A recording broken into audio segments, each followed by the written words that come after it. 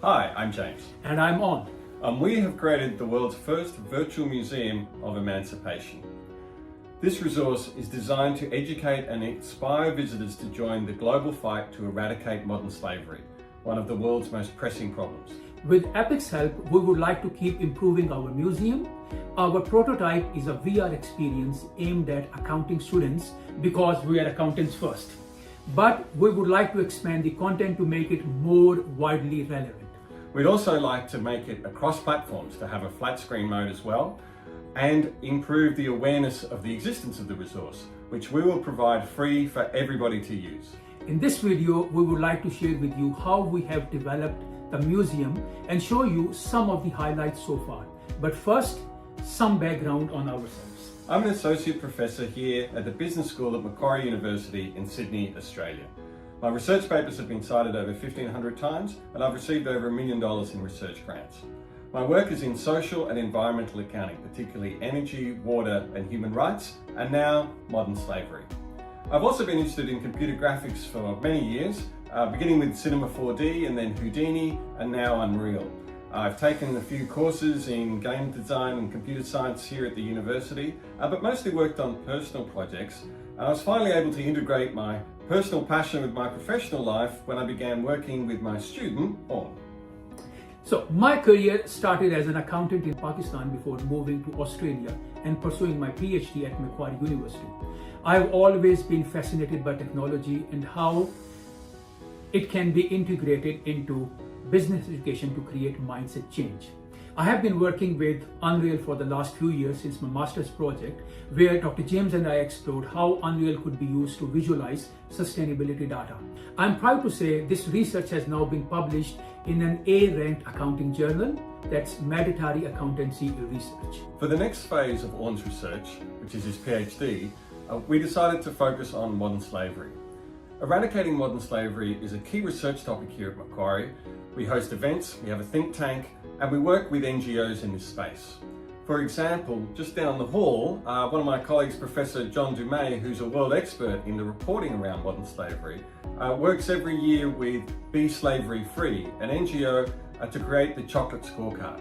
So the chocolate scorecard ranks chocolate manufacturers on their efforts to eradicate modern slavery from their supply chain. The 2025 winner was Tony's Chocolonely, which is particularly delicious. We have an exhibit around the chocolate scorecard in our museum, though unfortunately you can't actually eat any chocolate. Dr. James and I built a virtual museum of emancipation based on the learnings from a master's project, academic research and modern slavery experts, including Be Slavery Free. We have been pilot testing the museum with our experts and are about to undertake extensive testing with 20 to 30 accounting students. So the design of the museum has been informed not only by experts and academic research, but also by the other museums that we've visited. In particular, I've had the opportunity to visit the International Slavery Museum in Liverpool, London Museum Docklands, and the War and Women's Human Rights Museum in South Korea, which has given us lots of great ideas. However, a key difference in our museum though is that it is all about emancipation. While we don't shy away from the seriousness of modern slavery, we don't show graphic images. Our focus is on how to end slavery. So without further ado, let's dive in. We begin in the foyer of the museum where we give some orientation to the visitor. Welcome to the Virtual Museum of Emancipation. This museum is designed to help you understand the realities of modern slavery. We explain that the museum is in 3 stages. Some background, then a case study on how accounting helped facilitate but also end the transatlantic slave trade, and then the role of accounting and accountants in ending modern slavery. For navigation, red circles on the floor guide the visitor to the right place to view each exhibit. They turn green when the visitor arrives, and we have also created a blueprint to track how long the visitor stays in each exhibit, which will help with my analysis. We start with this dark tunnel and some quotes about the evils of slavery.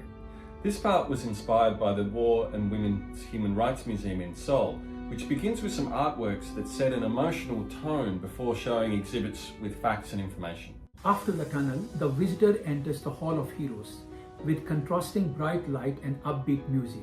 Here the visitor can listen to short audio stories about people who have fought against slavery from antiquity to modernity. At the end of the hall, there's a space for the visitor to imagine themselves there as well. This is also an idea based on the War and Women's Human Rights Museum, where this sculpture of a protester includes an empty chair inviting the visitor to sit alongside them. The next section of the museum explores the transatlantic slave trade. We provide an overview of the key elements of the slave triangle with an interactive exhibit. The visitor can then advance through a timeline showing important milestones in the 400-year history of the trade. The main feature of the room is a 3D ship from this era. We provide some facts about the ship, but the main context is on the opposite wall. Here, each dot represents one of the over 36,000 slave voyages that took place, each of which transported up to 2,000 slaves. Next, the visitor learns about the role of accounting in facilitating the slave trade. By using this setting with Victorian wallpaper and furniture, all from Epic Store, we emphasize how far removed the slave owners were from the conditions on the plantations. On the table is an actual slave ledger that the visitor can look through, showing the meticulous records that a slaver kept of the profits made on each slave.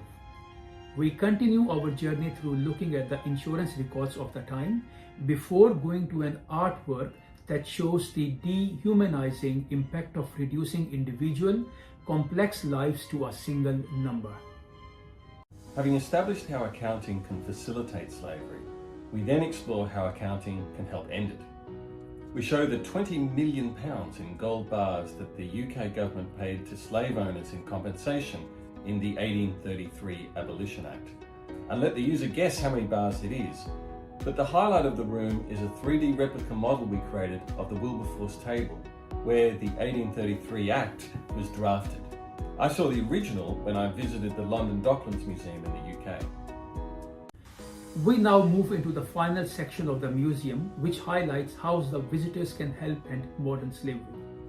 In this room, the visitor can learn about the countries and industries most at risk of harboring modern slavery. A key exhibit is hearing the story of this young man, which is based on a real case of an international student exploited by an unscrupulous employer.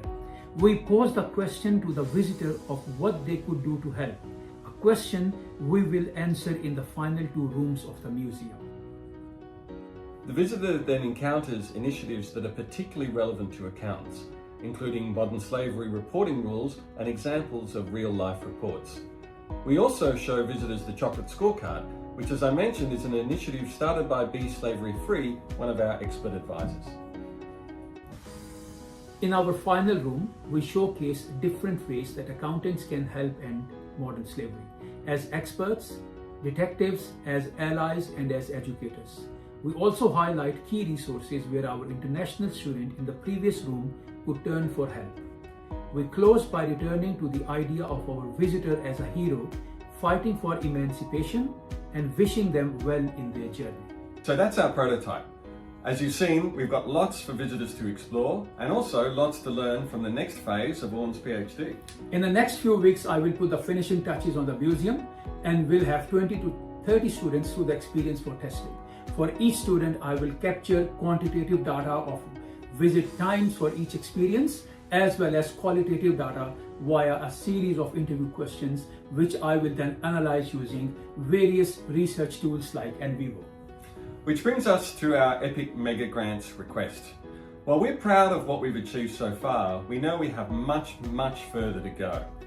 Once Awn has completed his analysis and written up his thesis at the end of the year, we'd like to have the financial means to keep Awn working on the project and use all of the learnings from his work. We are going to learn even more from our work with students, but we can already see 3 ways the journey could be improved. First, we would like to offer an experience applicable not just to the accounting community, but also to business students and also professionals. We would like to add a lot more content and interactivity, including case studies and real-world examples of supply risk assessments and successful efforts of emancipation. Second, we want to make the experience accessible to everyone. we want to make this a free resource available across all platforms in a flat screen and VR mode. We have a flat screen version working, but we're not technical experts, so we could really use some help in providing a fully optimized experience. Finally, we want to be able to build a community of users. There is no point creating a great resource if no one knows about it. So we improve the museum. We want to build a community along with it by reaching out to NGOs and educators, getting our museum in their hands and learning from them how we can make it better. Taking a wider perspective, we hope that our museum will inspire not only visitors, but also developers. We think that virtual museums could be an incredible educational resource across all kinds of topics. We've barely scratched the surface of what Unreal can deliver, and we could imagine many real-world museums creating virtual digital twins of all or part of their collections. A virtual museum can offer features that a bricks and mortar museum just can't match, particularly around accessibility and interactivity. We have loved working on the Virtual Museum of Emancipation. We would like to thank Epic Games for making such an incredible software and you for watching our video and considering our application. By the time you are watching this, we will have done a lot more work on our project. So if you are interested, please reach out. We would love to tell you more. Bye. All right, have some chocolate.